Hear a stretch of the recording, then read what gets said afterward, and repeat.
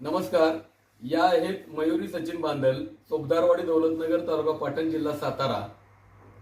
यांना काय त्रास होता आणि त्यासाठी त्यांनी कोणते प्रोडक्ट वापरले याबद्दल आपण जाणून घेऊया त्यांच्याच तोंडून. नमस्कार, मी मयुरी सचिन बांदल. मला मायग्रेनचा एक 7 ते 8 वर्षापासून भरपूर त्रास होता. मी डॉक्टरांच्याकडून भरपूर औषधोपचार केले, पण काही फरक पडत नव्हता.